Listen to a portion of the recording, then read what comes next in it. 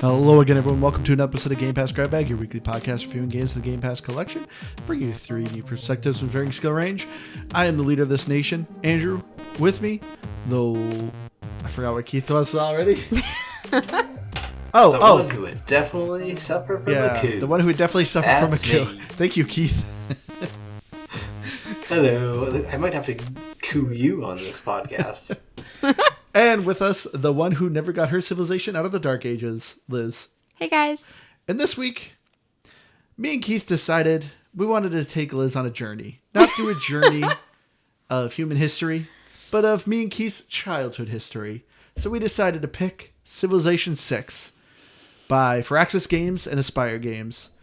Civilization 6 is a turn-based strategy game where you are leading a nation, depending what nation you pick, from the beginning to the nomadic age, all the way up to the information and atomic era, and try to survive and try to either win in various ways. Civilization 6 is essentially a board game.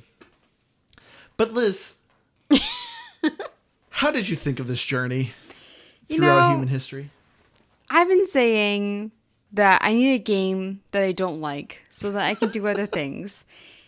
And you brought that to me on a silver platter. So, I feel the same way I did about Age of Empires, where I just didn't want to play it. And it's funny because it's like, I like management games. I like building games.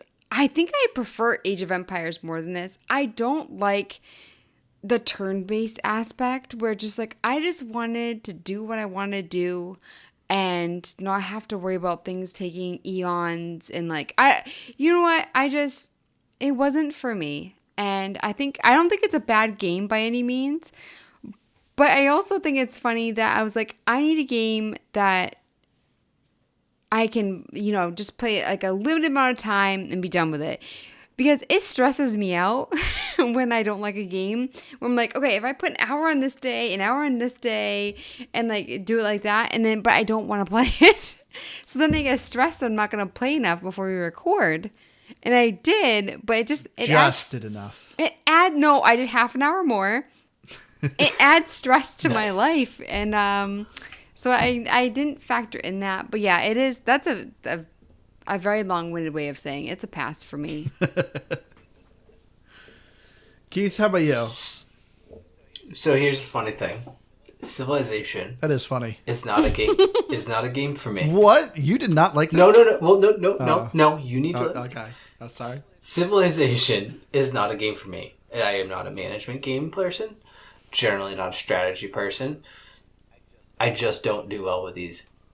But my gosh, I love Civilization and I love it so much. And I'm so glad it's on Xbox now. I think obviously there's a lot of the nostalgia back to Civilization 2, which was probably the last Civilization I also played. But I could not have played more of this game, or I wanted to play so much more of this game. I never got through a full round of 500 turns or whatever. I'm still in the middle of a game, and I think I'm probably somewhere at 10 or 12 hours. I'm very confused. Wait, was it a pass or a game? No, it is. But so Civilization is a game for me. Oh, okay. Civilization is the genre that it lives in and what it is as a game. When you look at it, you wouldn't go, "Hey, that's a game Keith's gonna love." Yeah. But I do. It's hard to say definite game because there is something about it that's so hyper specific and it can be really hard to get into. But it is a definite game for me. So Keith, me and you were having this debate earlier. You know what? Real quick, I'm a game. I'm just gonna say that I love Civilization, big time fan of it, and it being on console, this is awesome. But I want to get into this, Keith. So me and you, we grew up on Civilization. You are so sure that we played Civilization 2. I'm pretty sure we did not play until Civilization 3. The very first Civilization I know is incredibly hard to find. Even at the time when it came out, it was hard to find. So here's the thing: is I may have had a pirated version. These were of Civilization 2? Civilization 2, yes. I'm pretty sure was a DOS game. And there's very few DOS games I played. Not. The only DOS game I ever remember really playing is Warcraft. I think you're thinking of Civilization 1. I'm looking it up right now, and it says... I'm looking at Civilization 2 okay, I guess it says Gold CD-ROM. Edition. This is absolutely the game that I played. I know for 100% of a fact, and I'm certain that I gave it to you too, because I had it, I don't know, from Napster or LimeWire, wherever the heck I downloaded it from, but I downloaded it with the gold edition. You know what? Yeah, you're right. Hundreds of I'll picks. actually concede to this. Now that you said gold edition, because I remember there was specifically one of it was gold edition. And now looking at it, you very well may be right that it's hard to find and like you can't come by it. Well, anymore. the first one you can't. The first one is I remember even at the time when the second one came out. I remember me and my brother were going like, "Oh, where's Civilization 1? I never heard of this game." And we tried looking for it, and it was like incredibly hard to find.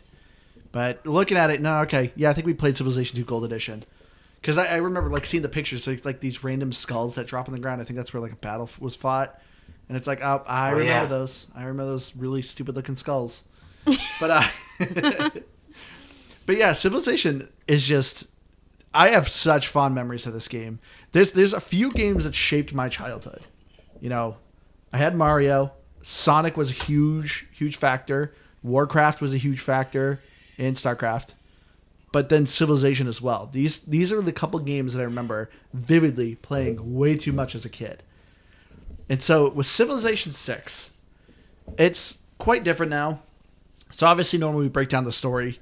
There obviously isn't much of a story for this. It's the story of human history told in a very inaccurate way. Yeah, it's kind of like Age of Empires. I mean, loosely more with the lore, I guess, of Earth. Yeah. Well, Age of Empires, Earth canon. Yeah, and all Age of that. Empires is a little more. I think you can call it Earth canon, as if it's like the MCU. Oh yeah, that's real history. That's canon.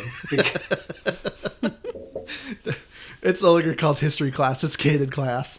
But yeah, Civilization kind of tells the story of loosely, we're saying of like human history, going through various technology stages, writing, poetry, pottery, the wheel, various Bronze Age, what have you, to discovering landmarks. But obviously, it's a game, so you could be the Persian Empire and build the, Great Library or the Hanging Gardens, like one of the Seven Wonders. But you can also be the Americans, and you can build that, and you can be the Americans starting in 4000 Yeah. BC. So again, some of it very, very loose canon. But it's yeah, great. because I actually remember being at a young age. I swear, I learned more from video games than I learned from school. Granted, I grew up at pretty awful schools, but I like with Civilization here, like learning through the various ages and technologies. I actually remembered and retained a lot of this when it came to history. Do you wish that there was more accurate history in it? Do you No. wish it was more? Oh, okay. Because then it would be a very fun game. As Keith said, you can play as America in 4000 BC, but it's like if you're like, oh, you're America, you can only play. Crap, I forget what it was. America founded was like. Wow, great job. 1776. That's right. Well, no, that's when it's we founded. showed Yeah, up. but Yeah, we showed it before that. Embarrassing. I don't know, people showed. There's people. Anyways, no, it doesn't need to be more. I do think there could be parts where like it could be a little bit more like maybe they restrict certain things in terms of being built more to the cultures that they're tied to. But that said, I don't care that I'm the Americans and I'm building the Hanging Gardens. That's not why I'm playing Civilization. But in some ways, I think that's what's cool, and we can get into it, is that they have the normal gameplay, which is a little bit sandboxy strategy, and then they have a whole bunch of scenarios too, which the units change, the storylines change, and I think those are a lot more historically accurate if I were to guess. Yes, they are. Those because I didn't play any of them, but I was looking through them. But it's like, play as Alexander the Great and try to like bring his nation up.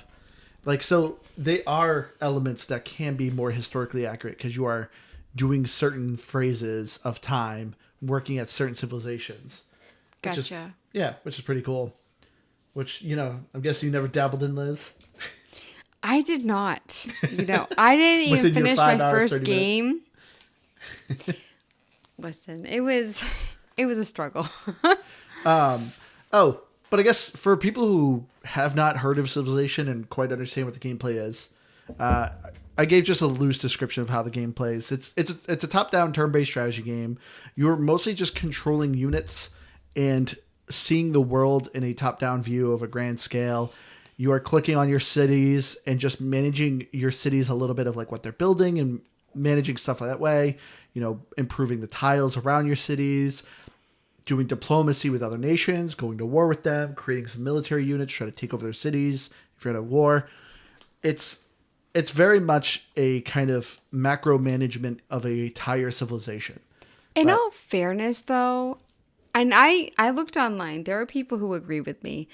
The tutorial is hot garbage. Yeah. And so for me, like going into it, because like you weren't home when I started playing it, I went through like the beginning of the tutorial twice. And I don't even know how long the tutorial is. It did not work for me. And then I didn't see this appear anywhere on my screen. Andrew said it did, and I believe him. But it should be standard that there is writing and labels on things when you are starting out a game and you're doing tutorials. Like, it told me to build a farm, and I was like, that doesn't look like a farm. Do I click it? Like, even stuff like that, it did not make sense to me. And so for me, I want to point out too that I don't think that going into a game and people are rude to you. So like I'm playing AI. Yeah, I was just gonna say I'm playing against the game, and I think that like it's people go to those restaurants. I don't know if it's like a U.S. thing, if they have them in other countries, but there's a chain of restaurants that they are rude to you when you go in. Like that is like the shtick. You've never heard of that? Yeah, Dick's Last Resort. Oh no, there's one. I think it's something to do with Karens or something. Oh, I've heard of that one too. Yeah, no, at least there's two of them that I can think of. But yeah, that's apparently a thing we like to do here in America. So like, it's cheeky, it's fun. Yeah, they're rude to you, and I guess some of the chains are different. The reason why I'm thinking of this is there was just an article about how one of them did not pass any safety or health standards. But anyways, so no, but when you go, like, I would not choose to go to a restaurant and have somebody be rude to me. And some of them actually make fun of things like weight or like age, things like that. And some of them are more tame. But I went into this game, and I tell you, there was someone who was really rude to me, AI wise, and I was just like, it made the game not fun. And he was because the computer. That's my was favorite. to you. I like when they come at me. I do too. No, because I always go in pretty nice and I try to be diplomatic, but when they're like, "Hey, you're a jerk," and I did nothing wrong, I'm like, "All right, well, gloves are off then." No, Saladin. So there was one. Give me the dressing. There was one that they were creating like a big area in the bottom, and I was at the very top, and he just randomly built a city near me. Very far away. It's very specific. And he was like, you can't build this close to me. And I was like, excuse me? Like, are you like, he's playing games. I wasn't about it. And then I think it was Spain that was just like, not about me because I didn't have the same religion as him. And I was just like, listen, I'm trying to be friendly, but I'm about to be like really not nice. Like everyone was like just, and I ended up having like all smiles except for one. Yeah, Macedonia, the guy who built close to you. Yes. You were trying way too hard. But you got to make a few enemies in this game. You got to crack a few eggs to make. I tell you, that guy though, I wanted to slap the spark right out of him. He was so rude to me, telling me that like I couldn't live there, and he moved himself right there. In the middle of my two cities, when he was all the way at the bottom, I got me sassy, and I didn't want to play. But I love this. Like even you talking about it, these were the moments I could even watch you playing that you were enjoying this game, and I was like, Liz, calm down, don't enjoy this game too much, because your face was like, ooh, I'm gonna get you. There were times I liked that. I didn't like the board game aspect. I didn't like the fact that I had to like wait turns and like, for instance, like I would get a settler and build a new area. And things were like 36 turns. And it's just like, I understand I have to build around there, but it's just like the cities can help each other out. Like I didn't like that. I didn't like the turn aspect. See, that's one of my favorite parts. Yeah. But I also like listening to you describe your interactions with the computer because it's almost 100% different than the way I play it. And I feel like probably Andrew too. Because every single time that they would complain about me building too close, I'd just be like, "Oh, oops, sorry." Yeah. And then, like, I don't know, you wait 20 turns and you just build again, and then they'll come at you and be like, "Hey, you're too close." And you're, "Teehee, sorry." And then I'd surround them with like 10 troops, and they'd be like, "Hey, it seems like you're getting kind of close." I'm like, no, they're just passing through. And then I'd fortify them. Well, hold on, Keith. Okay, I don't know if you noticed this. Anytime, so as me and Keith have said, we've been playing Civilization since Civilization 2. A very common strategy is, hey, buddy, let's do open borders. So they say, sure. And you move all your entire armies into their border, surround their cities, and then you go to war and instantly take out all their cities. Did you notice, Keith? The computer does that now. I didn't have them do it to me, but twice, I also... 2 different civilizations. And I'm like, see, I also never tried it on them. I did with one, but that's one I was already like itching to go to war with. I had buddied up with the Americans, and the Egyptians and the Arabians had kind of sided. So I kind of just started slowly building some units around some Arabian cities, and then I went, "Hey, Teddy, you want to go to war, bud?" And he went, "Heck yeah, I do." Just bombing through with tanks. It was so great. I like that you guys went the route of not being honest, because when this guy came at me, no, we're diplomatic. No, because you just said like, "Oops, sorry." When this guy came at me about me, I didn't realize he was too close. No, but when I was there and he I had been there for a long time, and he just decided to come up on me. Yeah, it was your starting area. What? It was your starting area. Like, yes, and he was like, "Oh, you're getting too close to whatever." I was just like, my people will live where they please. I think that was like the gist of what I was going to say. And he was, I'm mad that I didn't make a promise to him, which is better than breaking a promise, I'll tell you. Yeah, but I didn't like that there weren't options like, "Listen, jerk, I was here first. Get out of my way." So for me, like, I didn't like the options. Hold on. Where the game... So the girl here... who always feels so bad at being rude to NPCs, you wanted an option that was like extra rude. Excuse me. First of all, it's not rude. Okay? If I'm standing here in the middle of this room and someone gets like an inch from my face and says, "Get out of my area," it is not rude to say, "B word, I was here first. You better back away." That is not rude. Okay? They came at me. Thank you for editing yourself. You're welcome. You didn't have to so believe. Much better. But for me, like, that's not rude. He was coming up in my area.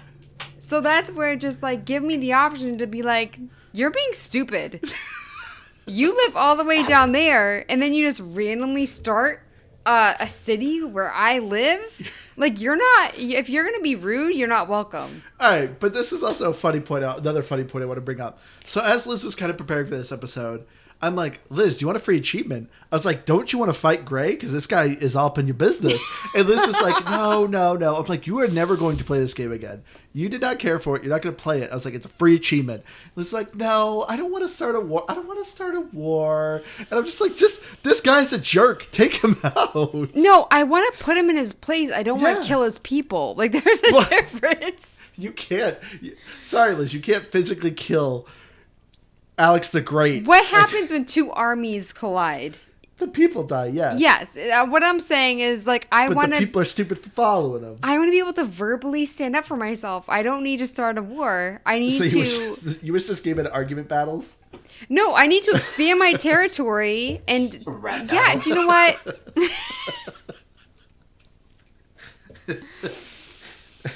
And that's even better when you're playing online. You have to actually rap battle someone live. As like Teddy Roosevelt versus Cleopatra. I just immediately start thinking of scenes from 8 Mile. That is a YouTube channel, the historic. Yeah, oh yeah, the historic rap battles. I forgot about those. Yeah. Okay, so maybe they'll add that in Civilization 7. Rap battles for Liz. I love that because I would dominate. I had so many things I wanted to say to him. I also think it's interesting too that like he was positioned right where I wanted to go. And so the open borders thing, he was like, "I want so much money." I think it's interesting that you can't just do even for even if you have a smiley face. No, you didn't wait for me to finish, even if I had a smiley face. Like, so for me, like, if I'm friendly with someone, it's just like, yeah, whatever. In real life, it's just like, So for me, it's just like they're getting along. It was, do you know what? It was the guy that didn't like that I wasn't Catholic. That's what it was. Which I thought was interesting because did I get an option? Andrew, you saw this. No. Did I get an option for I didn't know you a specific religion? No. See, did you really know it? No, you didn't. I did. You just like say no to me. Okay, you do. If you can form a great profit, you can create your own religion. You never did that. Okay. Oh, yeah. I was gonna say because you can. Yeah. I just think it's interesting that like they start with Catholicism, Judaism, and other areas, but they don't do that with you. So I just thought that was interesting. But they don't really matter, do they? Like, or are there certain skills? Because I felt like I could get anything from any religion. Are you asking if different religions have different skills? There's perks. There's perks depending on ones. If an AI is creating the religion, it's one of the generics. Buddhism, Taoism, Christianity, the religions that are kind of going on now, Hinduism. Yeah, I think there's like 4 or whatever that they go with. No, there's more than that. But anyways, yeah. But if you create a religion, you can customize it. So I always called my religion Game Pass Grab Bag. Spread the word of Game Pass Grab Bag. But it also lets you pick like the perks of like what people who follow this religion. What does it do? Do you get extra production from quarries, stuff like that?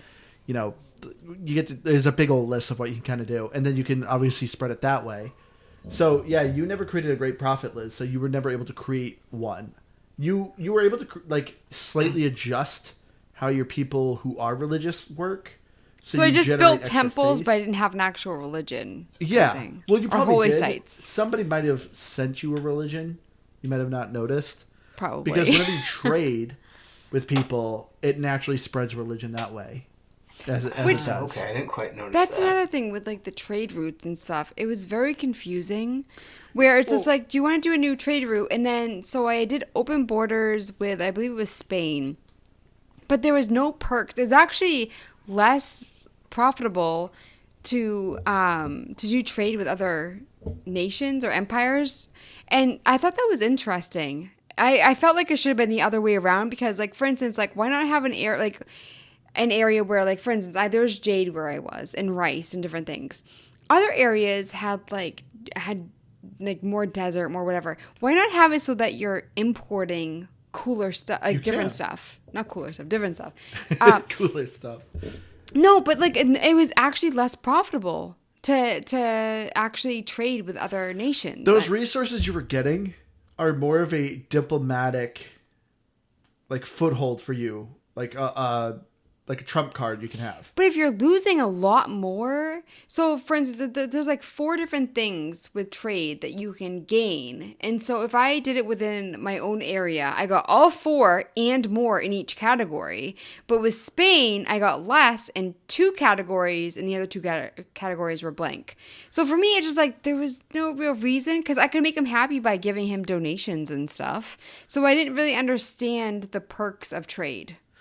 Well, there's a couple, because you can, for one, your traders are creating roads, so if inevitably you do want to go to war with them, it sounds like you didn't want to go to war with anybody, but should you choose to, it made it easier to traverse through areas, so because you just had roads automatically built. But, otherwise I don't know, I guess it was just more efficient, really. And like Andrew said, there's a lot of behind the scenes stuff that not even behind the scenes because it tells you how to do all of it. It's kind of one of the things that it's sort of weird because it's one of the reasons it wouldn't normally be the type of gameplay I would like, but there are so many layers and elements to this game that it is so confusing. Yeah. But I think what I do like about it is you can still play even semi-successfully, at least against the AI, without knowing how to completely control all of that. Like you definitely are going to improve your gameplay. It's like Age of Empires. It's the type of game that you can feel where you need to get better. You can see where you need to improve, but it's so much, but it's so fascinating to me, and I get into all of it. Yeah. So Liz, the resources you're talking about are luxury resources. Those are more meant for the diplomatic when you're talking to people. You can say, hey, like, go to war with me and I'll give you my jade. When you're sending those trade carts, they're not trading jade. They're not doing that. Yeah. Which I don't understand. For me, I don't understand like why that would be, because with the trade, it's all about getting resources that you don't have. Yeah. So I want to rewind a little bit back here, because this is the big important part why I wanted you to play this game. Because like I said, me and Keith have been playing since Civilization 2. Keith, did you play the tutorial at all? I did, actually. Oh. I still played that because I wanted to see kind of what changed. Okay. Well, it's funny because you say through. I played Civilization 2, and then I never played Civilization again until Civilization 6. Oh, you missed 5? 5 was my favorite because Leonard Nimoy was the voice actor. I think I touched 3 or 4. I definitely played one of them in between, but honestly, it's probably been 10 years since I've touched a Civilization game, at least, if not more. You also played Alpha Centauri, did you not? Oh, that is Alpha true. Centauri. I did play Alpha Centauri. That was another one that was great. Why don't they make another Alpha Centauri? That's my biggest complaint. Firaxis, are you listening to this? Probably not. But if you are, Alpha Centauri. Make Alpha Centauri. But anyway, but I do want to go back. So, as Liz, as a noob, you kind of touched over it a little bit. You hated the tutorial. Out of 1 out of 10, what would you give the tutorial? So it's hard because, like I said, I didn't see it pop up that if you hit a certain button, it would have words, and that would have made it. What do you mean by that? So, like, for instance, so if you are building a farm, it just gives you a picture of a house. And so it would show you, it would also show you, like... So, the tooltip is what you're looking at. Yeah, like, okay. But it would show you, like, what to hit, and I wasn't sure if it would immediately pop up for me, if it wouldn't. It was very unclear. And it seemed with, like, later on in the game with, like, science and military, like, when I was building stuff... I wasn't sure, like, how many points I was getting for... So there's, like, a leaderboard kind of thing where, like, you're leading in science or leading military. Obviously, you know, if, you're going to military because it's, like, barracks and stuff like that. But there are a lot of times where I was just like, I don't know what this would go towards. And so for me, like, I was leading in science, but, like, I understood, like, I had libraries and stuff like that. But besides that, I wasn't sure, like, what the points would go to. Honestly, like, it would be very low for me because I felt like it was very unclear about, like, because I didn't even finish the tutorial. You came in after I had been through the tutorial, the first part of the tutorial twice. And I was just like, this is just nonsense. And then you showed me, hey, you can turn on script. You can turn. So for me, like, I think it's not good. At the very beginning, it should have told me, like, in writing, like, how to navigate. And same with, like, Age of Empire. I knew how to get, like, all the military or, like, how to get to different areas of, like controlling things. It didn't even really tell me that. So with clarity, honestly, a generous 2 out of 10. Okay. I was very lost. And I mean, like, I understood kind of what was happening, but I knew that it probably wouldn't translate well to me playing the game. Okay. So you have, like, the science icon and stuff, and it's just like, but, like, what do I do when I play the game? What does that mean? So I did not like it. I need things, like, written out for me very specifically.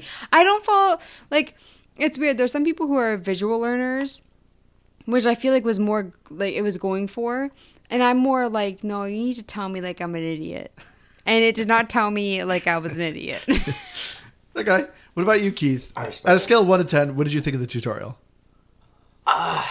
So I can see where Liz is coming from. I guess I have one question. I feel like maybe you fixed this or looked at it because there's the advisor, which you can keep on even outside of the tutorial, and you have the options for new to civilization or new to this civilization. Yep. So I actually turned on the new to this civilization because I figured, hey, there's going to be elements I'm not aware of, control things.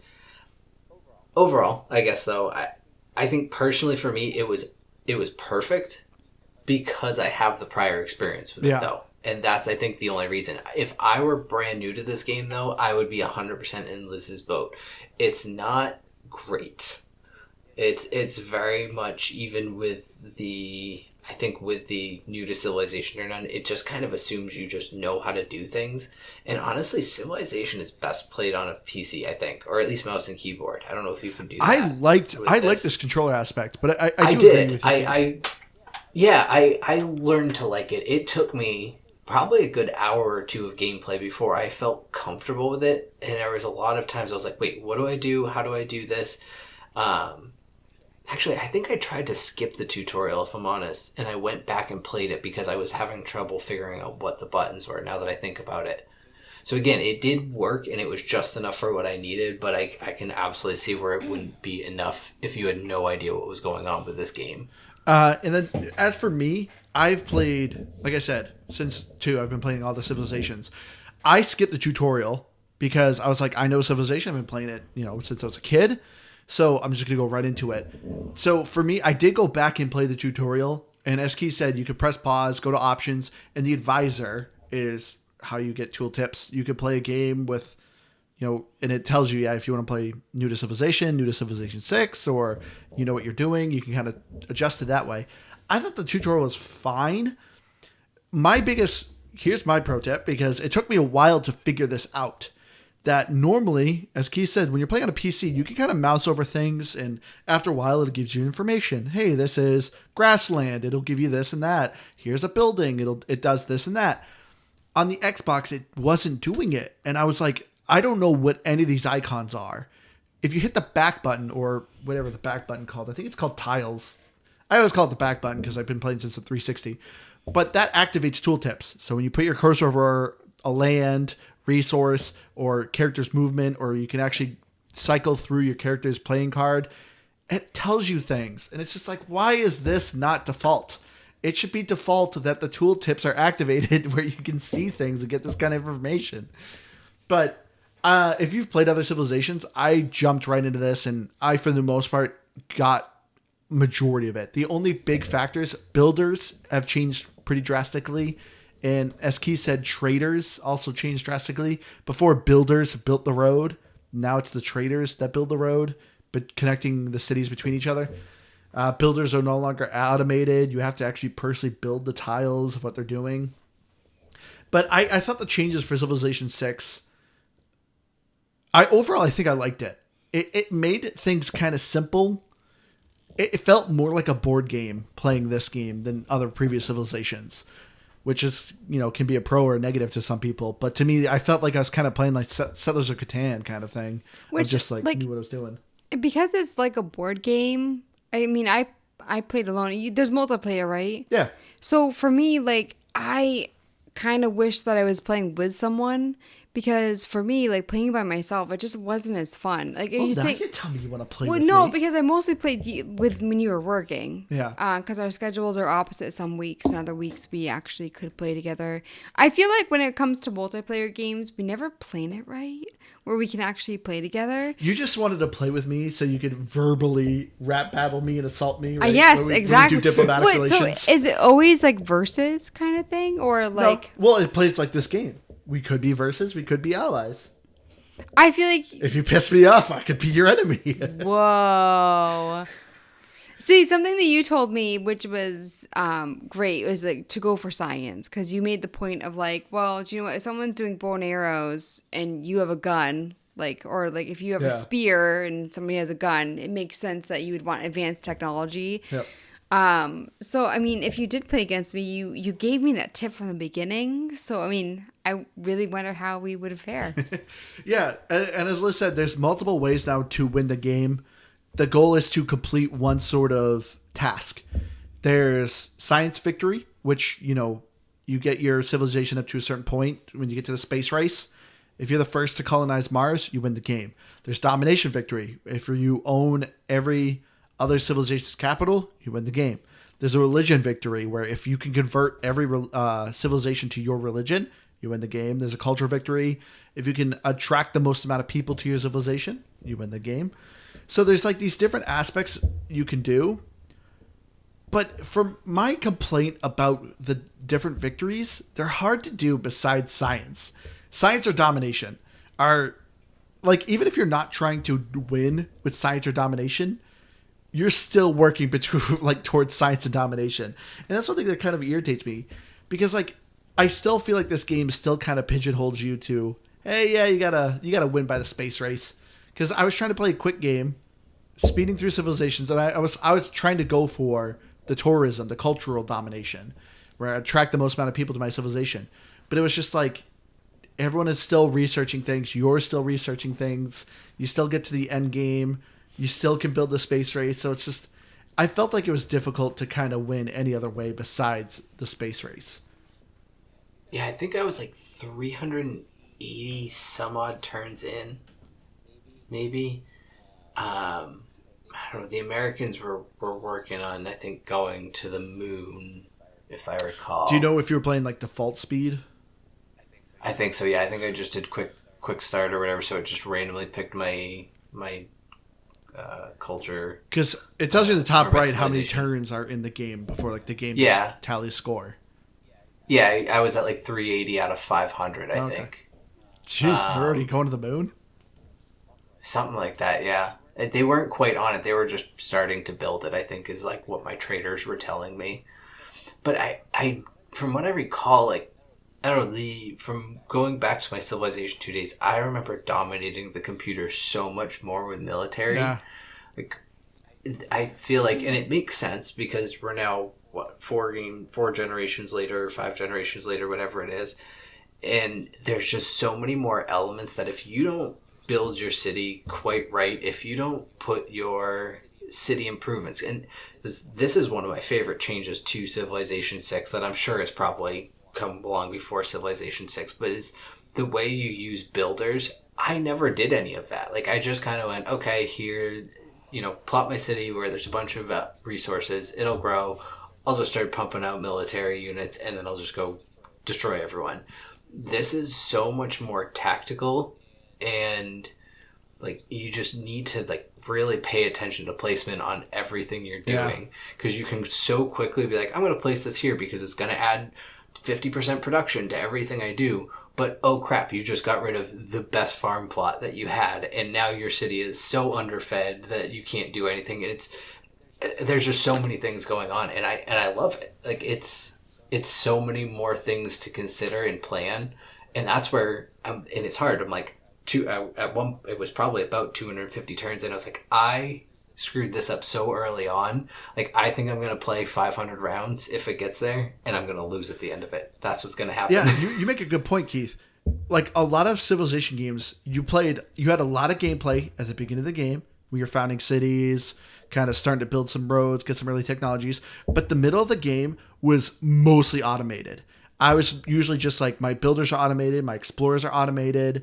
I'm just waiting to get a certain technology to where like my military is decent enough. And then late game is where you did a lot of gameplay.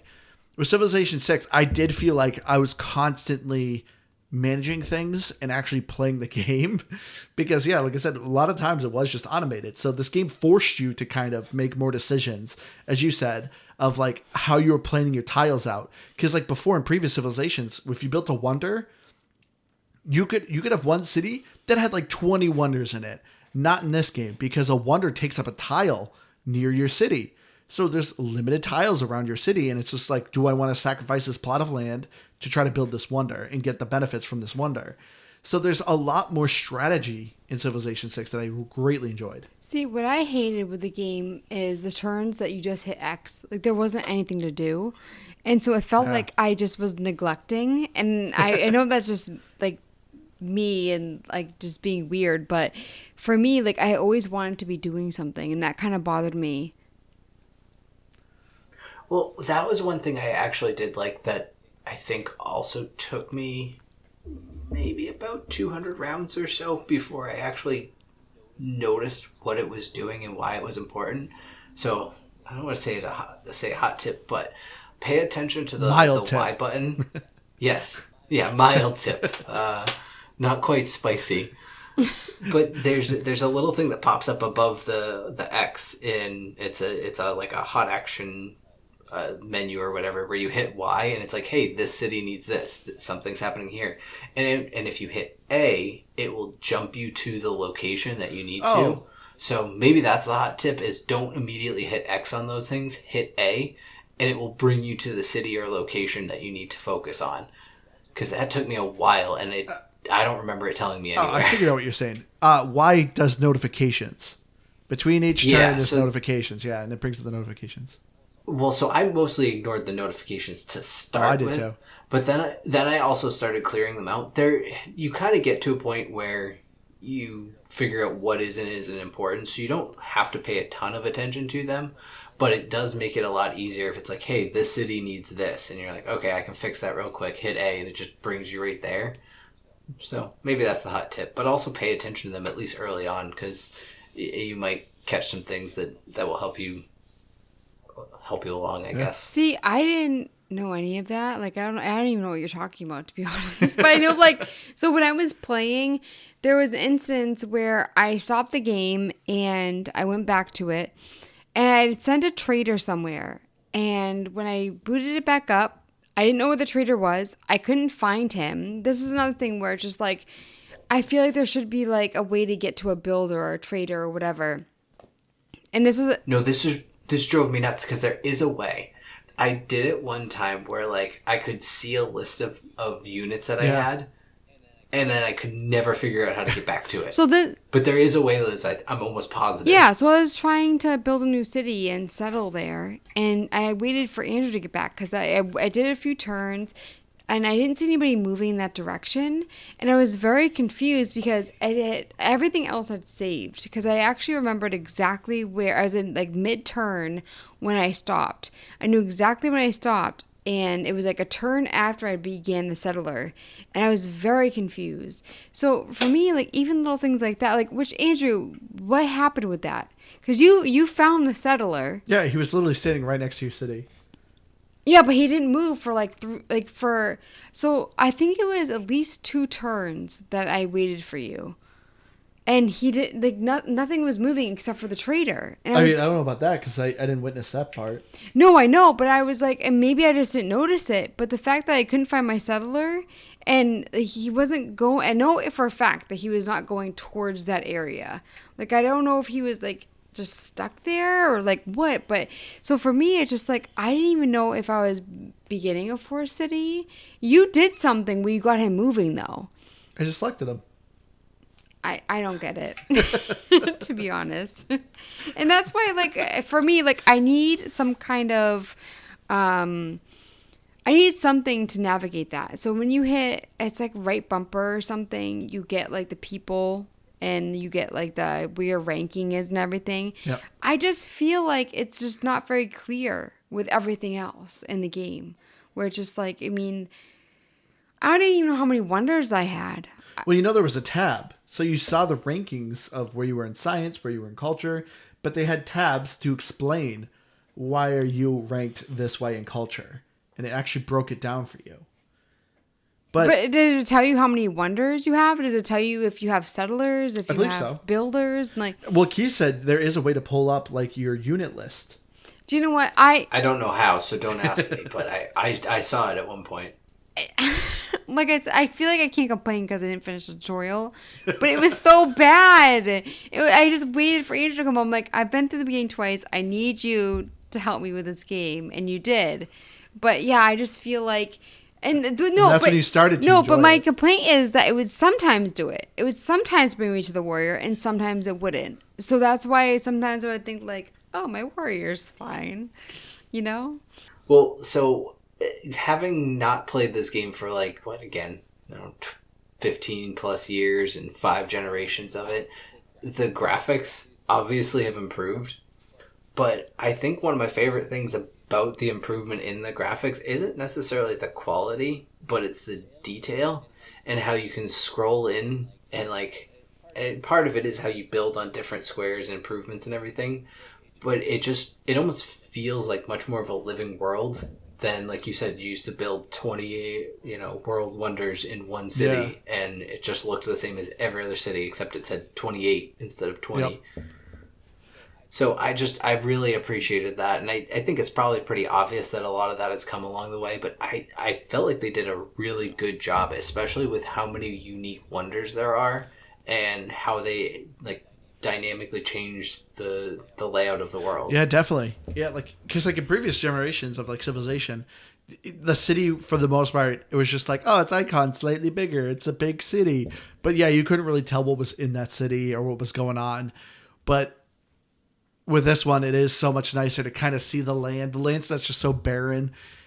I will say I like the improvements that the builders aren't building roads. They just automated it because I forgot about it. Looking at previous civilizations, literally every tile is just roads or railroads. And it's just like everything's just a kind of a jumbled mess. But this is so much more clean cut and looks more realistic. But one thing, I don't know if you noticed, well, I guess you haven't played much of the civilizations. The changes to how city combat is, I liked so much more. Because in previous civilizations, you could stack like 20 units on one city, and it would take forever to conquer that city. Now the city is consisted of essentially just a defensive wall that you got to essentially break, and then it's kind of easy to take over the city. So it makes more sense to kind of be like, oh, I need to build artillery units, siege units, break the wall, then send some troops in and they can conquer the city. To me, it was so much more clean cut. But graphically, I thought it was really nice. There's not a lot of cinematics, but the cinematics I thought worked very well. And I think they worked very well because of the sound and specifically the voice acting. Did you guys notice the voice actor? Please tell me you did. No. I didn't hear all of them. Was it the Teddy Roosevelt one? No, or? Sean Bean voice acted and did the narrations in all this game. He's not as good as Leonard Nimoy, but I thought he did a fantastic job. See, I'm sure he did. Did you not listen to it, Keith? No, Liz was trying to say something. I cut her off. No, that's okay, because I want to go back to graphics, but go ahead. No, sorry. No, you go back to graphics. Andrew didn't even give you I a know, chance to I transition. transitioned so quick and hard. Liz, yes, please do talk. No, I just want to say, as a newcomer, because I know you guys, Keith, you played one, Andrew, you played other. Graphically, I was not impressed because for me, like the difference between like a mine and a quarry was a symbol of jade or whatever. I felt like looking at the tiles, I didn't know what the frick was going on. And same with like I saw people coming towards like my cities, and I didn't know if they were like army, if they were scout. Well, I knew it was scouts because it was like one person and like an animal or whatever. Yeah. But it was very unclear, like what the people were around me because they weren't barbarians. Are they military? I just felt like it was just very unclear. I went to like a rice field, and I was like, this is the first time I went to one, and I harvested it. But like, I just felt looking at the map, I was just like, is this like a barrack? Is it a barracks? Is it a wonder? Is it like, what is it? So for me, like, I just felt like it was very unclear across the board based on tiles. And so for me, like, graphically, I can't really praise it. And I mean, I will say that like, for instance, like the rude guy that was like being snarky with me, I could definitely see him rolling his eyes. But do you know what? The guy from Spain who was rolling his eyes at me as well was also having a smiley face. So, I mean, I don't know. I just think across the board, it was unclear. Yeah, I think, I guess a couple things, because I won't argue with you because I think you're right. Even as someone who's played previous games, it's not overly clear what each like individual icon on the screen is, or like hex tile is, and how is all these things to it. There's so much individual reading to be done for it. I would contest it's more gameplay than graphics, but either way, I agree with you, so I don't think it matters. But as far as the animations of the people or the leaders, they're like kind of cartoony for some of them. Yeah. Like Cleopatra's kind of cartoonish, but Teddy Roosevelt's kind of realish. So like there was that in some ways, and I think it's like the more cartoony ones, like almost like Cleopatra, their eyes do a little bit of that uncanny valley thing, but I think it's just because they don't move quite right. But it's, I don't know. I can see what you're saying, Liz. Yeah. Is that they're kind of weird, but I think it's also because they have like 2 preset animations, and it doesn't matter what they're saying to you. They're just going to do that animation, whether they're like, hey, you're my best friend, or they're like, hey, I'm going to drop a nuclear bomb on your city. They're just going to make the same animation either way. You brought up a point, Liz, that I also wanted to praise this game for, with the scouts. The scouts, depending on your civilization, yeah, you're essentially it's usually a guy with either dogs or cats. But I like this game lets you pet the animals. You can actually pet the dogs or cats with your character. I pet him. Yeah, all the no time. benefit, but it was just kind of cool. Even that with the combat, so it would show like, so if you're going into combat like scout versus scout, it would show you like a red bar, and so I was like, does that make me both die? Like even stuff like that, I was unclear of. So Attackers would win. It took me yeah. Well, it took me a while, but it actually says like at the top of the little pop-up box, it gives you a victory level. Yeah. So it would say like major victory, minor victory. I didn't realize it myself until I think again like halfway through my gameplay. I went, oh hey, that makes things a lot easier. But that still kind of goes to your point, Liz, right? Like if there was something that made that clear, if there was part of the tutorial that was like, here, start this battle. Look at this battle box. Here's what you want to pay attention to. And it pointed that out to you. You and myself would have noticed that. Yeah. But instead it was there and it's helpful, but you don't really know. I mean, I feel like this is how a lot of these civilization management games kind of go. It's majority of the time it is trial by fire. The tutorial gives you the basics. This is how you build. This is how you explore. This is how you kind of claim land. But as far as like the nitty gritty in between, usually with these games, it's 90% of the time trial by fire. And I think that's how Civilization is. Like you can clearly see with this, and as Liz is complaining about with the tutorial, you just got to play games, figure things out, and know what you did right. But the games are so long though. For me, like it's just like if I'm gonna put that much energy into a game and I'm gonna lose, like I want to know what's going on. Even a quick game, I think will take about 5 or 6 hours. Yeah. You know what I would say though, actually? Because I did play one of the scenarios and maybe it was just happened to be the one that I picked. I would recommend a scenario because I think it was the Australian one and I'm pretty sure it took me less than 2 hours to complete. Oh.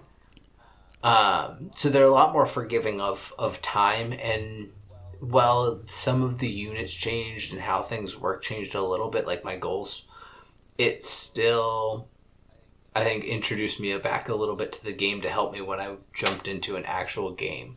So I wouldn't say necessarily, Liz, like, hey, go back and do a scenario now, but I would say if you're new to Civilization as a game series, maybe start with one of those. I think in particular I started with the Australian one. Shout out to some of our Australian listeners there. See, like, I don't even know what you're talking about with scenarios. That's why I'm like, I just started the game. Dingo's still my baby. Oh my gosh. That's an Australian thing. Shit by the Bobby. We just boosted our Australian I will listeners. say, like, my brother actually lives in Australia, and his girlfriend is Australian. And Thank you for clarifying. No, I was gonna say because like you're saying, he's like not Australian. He lives in Australia. Maybe she doesn't either. No, she's from Andrew. from Australia, but I think it's so funny that like with like shrimp on the bobby and stuff. Like I know brothers said that to her, and she doesn't care. But I mean, who knows who if they No, that joke's not. But you know what? Like it's Crocodile Dundee. He's the one that did it. That character is the one that did the Aussie kind of thing. I don't want to say it. I was like, I'm not going to say it. Oh, shoot. We almost got a good accent out I know. of this. It was so close. Do you know what? I can't do accents, and I most certainly cannot do an Australian accent. But it is so hard. But it's funny because I know someone from Australia, and I can't do it, and I would never try to imitate it. Like the elephant, I can't do it. It's just not going to happen. What noise does the elephant make? There's some elephants in this game. Are there? Yep. But getting back to Sean Bean, so is Sean Bean the guy from Lord of the Rings? Yes. Okay, Boromir. I just saw him mention an article. That's the only reason why I know who you're talking about. But I always think of, is there also a character that I've never seen these movies called Mr. Bean? Yeah. So You've never seen Mr. Bean? No, I've never seen it. But whenever someone says Sean Bean, I picture Mr. Bean. No, what Sean Bean is so famous for, I think he's like the highest death actor. Yes, yeah, I've read every that. single thing That was the article. He dies. So he's very famous for that. Oh, do you know what? See, I started watching Game of Thrones and it got too depressing for me within like the first episode. And I was like, I can't watch this. I only know him from Lord of the Rings. But yeah, whenever I hear his name, I think of Mr. Bean. And it just throws me off. I mean, it's not wrong. He is Mr. Bean. So yeah, like when you're talking about voice actors and stuff, I'm just like, I can picture Mr. Bean's face. But I'm like, how does he talk? But yeah, I was impressed. Like I thought as a narrator, he was fantastic in this game. Like I said, not as good as Leonard Nimoy. You know, rest in peace. Loves Leonard Nimoy in Civilization 5. But I think my only sound complaint is when you start to get into more battles. Yes.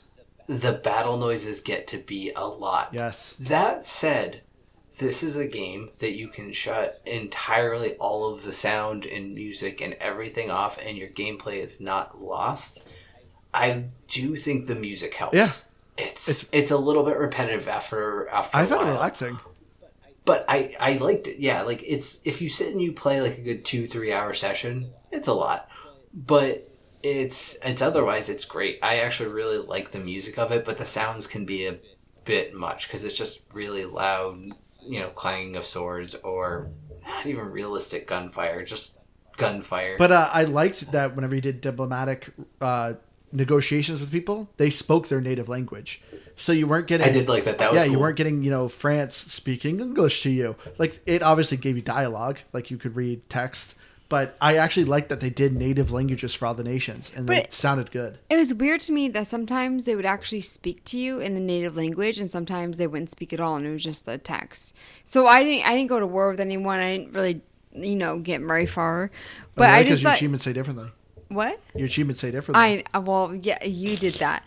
But I don't think it was very consistent with when they were speaking native languages. So for me, it was just weird. So I've said this before in games where it's just like, if you're going to have a voice actor, like have it for the game. Don't have it for like every other time that they talk. That's just a preference. I think it was when they just like came and spoke. Yeah. And it was the distinction was there was like either hey you're too close, like they were responding to an action or basically talking to you versus hey let's make a deal, let's trade secrets, let's go to war. There were two distinct screens, but it all kind of blended into one. So it's again one of those I can see where you're coming from, but I think I know where the difference lies. Like. I think there is a distinct difference in them, I guess. Well, whatever you just said, Keith, really pissed Liz off because you just broke the pen. It makes me sad because I'm a pen person. Like if you find like a good pen that doesn't have like those like ink dots and stuff, and I just broke like the little we clip it to like a page. I just broke it on accident. That makes me sad. Did you describe yourself as a pedophile? Since Andrew's calling me out because I just accidentally broke a pen. I wouldn't purposely break a pen. I love pens. I'm very distracted by your toenails. So our daughter like painted Andrew's toenails, and they're just like very... Are you trying to call me out that our daughter painted my toenails? I'm just saying it distracted you that I broke the pen. I'm just saying like... I'm distracted by your face. You have very face. Vibrant toenails. I'm distracted by your face. It's very good looking.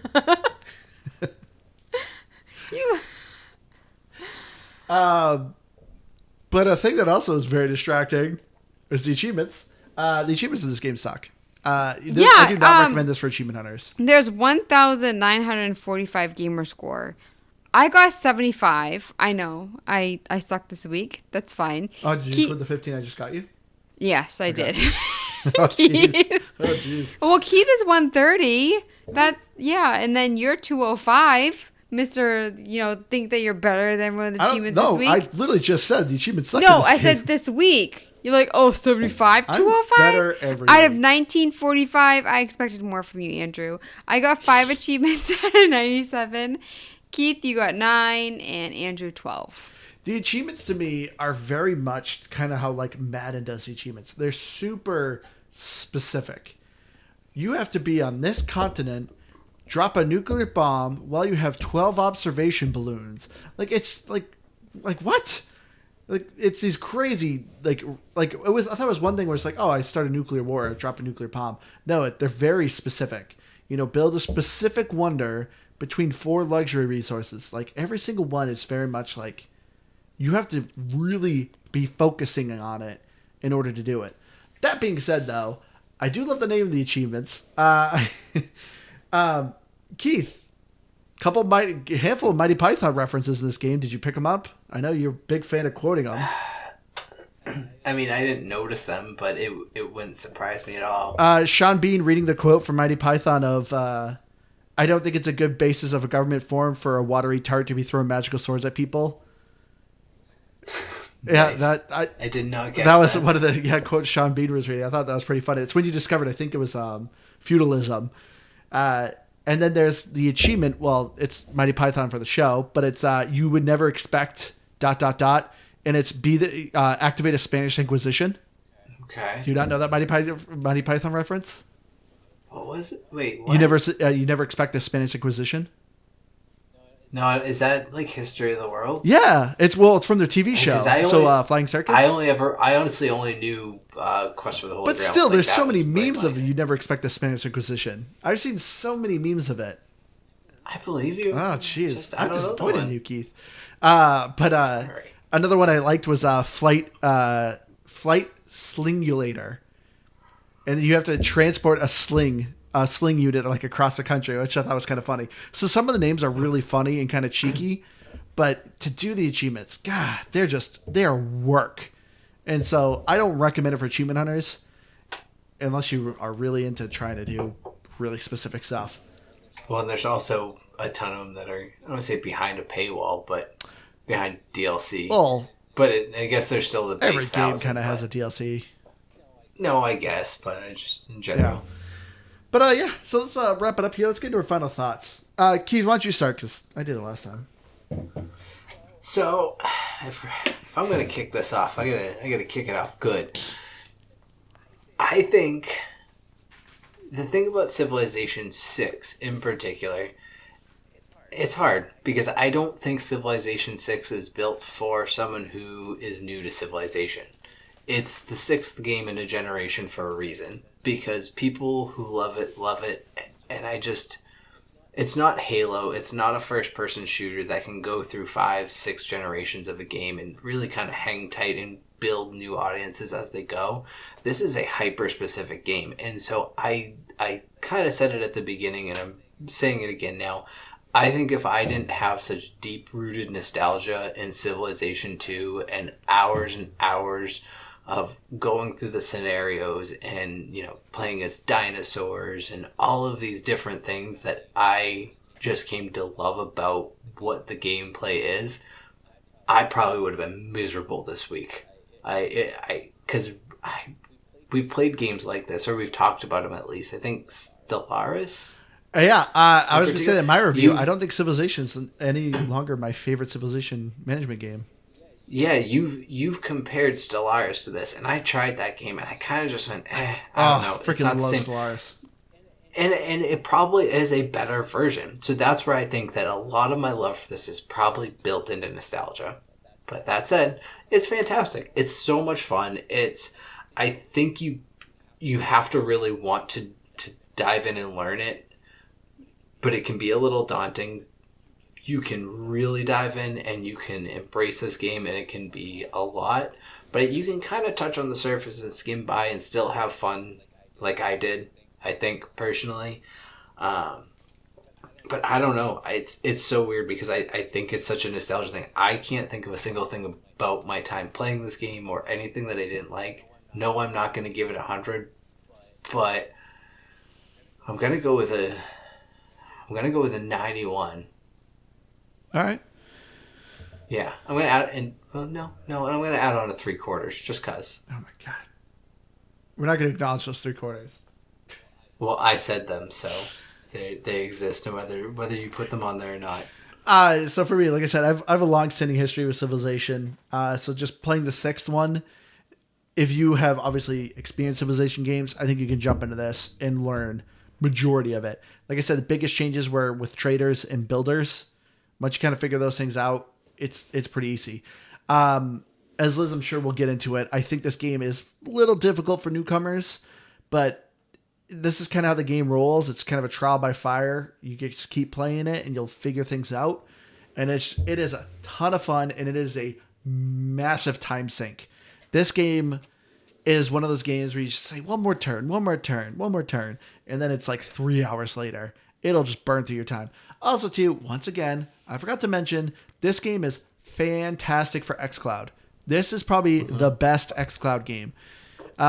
We forgot to also mention, gosh, I saw in the Microsoft store, a lot of people were complaining about crashes. I experienced one crash. I think I did 12 hours and I got one crash. But you can adjust how often the game autosaves. I have it to every time a turn ends, it autosaves. So this is also why it's so good for an xCloud game. Because you just do a turn, boom.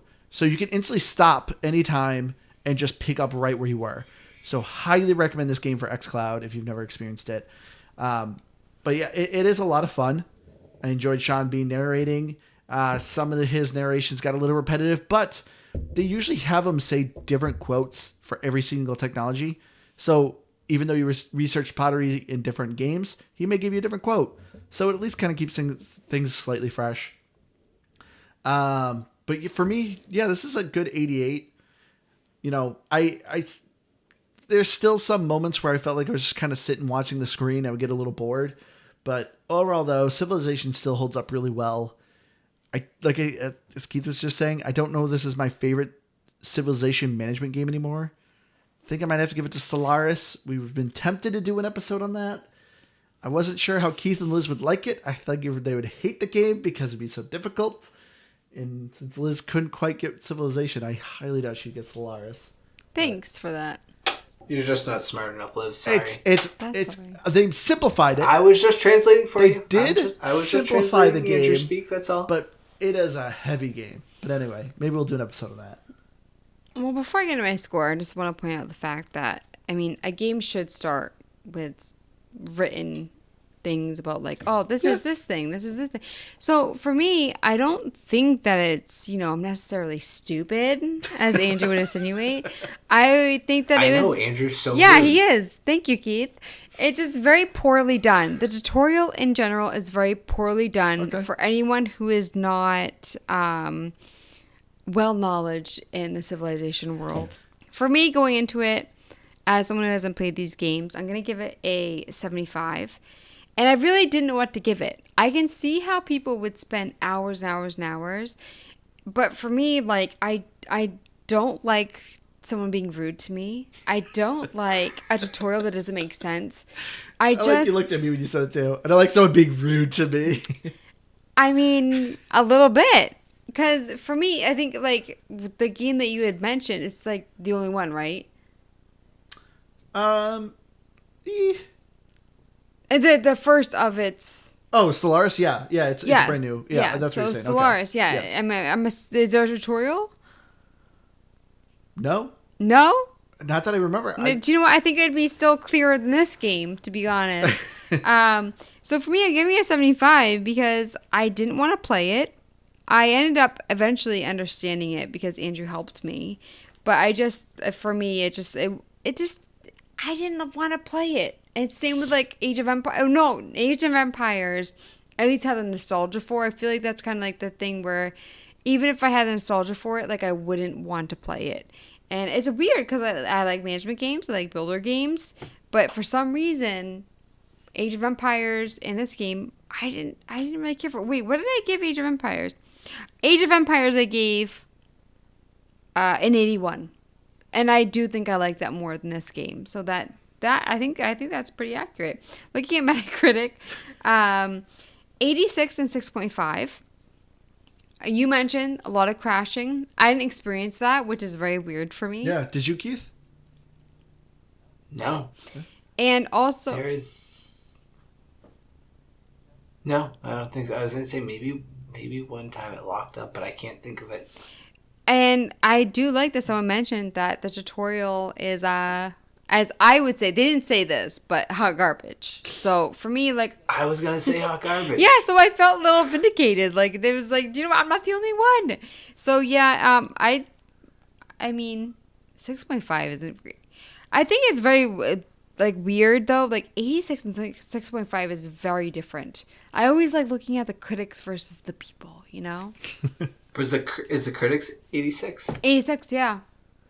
That makes more sense. Like, Civilization is one of those things. Again, it's Civilization 6. It's almost so niche at this point that I feel like most reviewers are going to be like snotty about it. Like, oh, it's just another perfect Civilization game, which is kind of like me, but.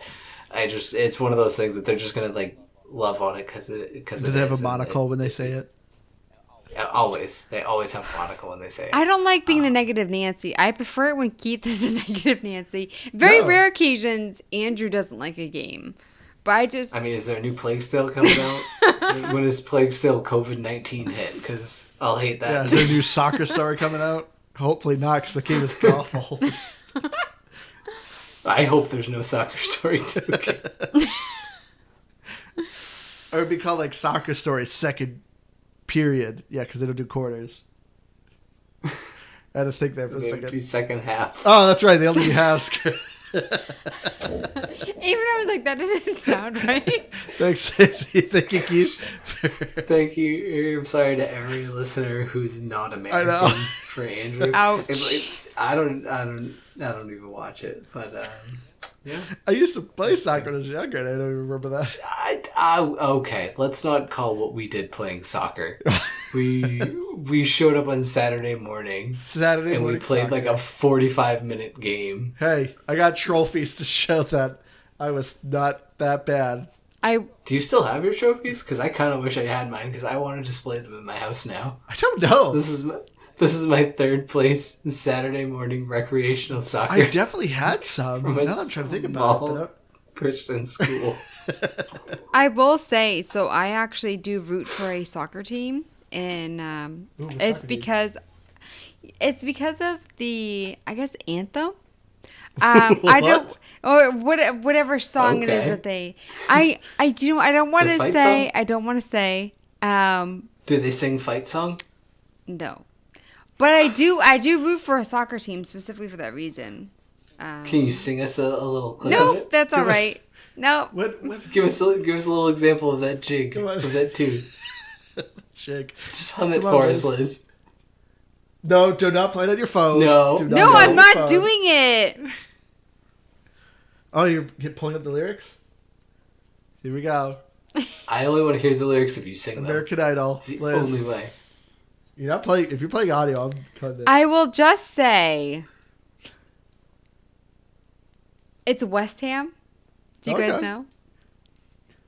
I Nobody look it up. Even if you know it, don't look it up. Because Just protest and make I Liz will sing say, it. so I don't even know when like the song came out. I know it's super old. Like super old. But my mom used to sing it for me when I was little, and so I always Your mom sang you a soccer fight song? No, it's not a fight song. Where are you coming up with fight? Like I think it's the kind of like their anthem. Fight song. No, I mean it's not. It's definitely not a fight song. I don't know. I don't watch it, so I don't even watch the World Cup. Mostly because the U.S. usually sucks, unless it's the women's. In which case, I follow along to hope they win, but I also still just it's not a sport I watch, so I just don't watch it. Still. So have you guys ever heard?